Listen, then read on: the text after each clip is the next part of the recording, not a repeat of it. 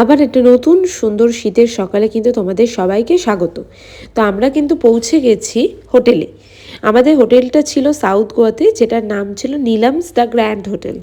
হোটেলটা কিন্তু খুবই বড় আর খুবই ভালো কিন্তু হোটেলটা। তোমরা কেউ যদি সাউথ গোয়াতে স্টে করো তাহলে কিন্তু এটা বুক করতে পারো। আর রুমসও কিন্তু খুব ভালো ছিল, আমি রুমসের আলাদাভাবে ভিডিও পোস্ট করব। তো এটা হচ্ছে আমরা এখানে এন্ট্রি নিচ্ছি, চাবি বাগেরা সমস্ত কিছু লাগেজ টাগেজ নিয়ে সবে এসছিলাম। তো আমার কিন্তু খুবই পছন্দ হয়েছে হোটেলটা, আর সাফ সুতরাও ভীষণভাবে ছিল। এই যে ফুল ভিডিওটা কিন্তু আমার ইউটিউবে অলরেডি পোস্ট করা আছে, এভরিডে আনকাট নামক চ্যানেলে। সো গাইস, ফাইনালি আমরা হোটেলে পৌঁছে গেছি। আমাদের হোটেলের নাম হচ্ছে দ্য গ্র্যান্ড হোটেল। এটা সাউথ গোয়ার দিকে পড়বে, ঠিক আছে?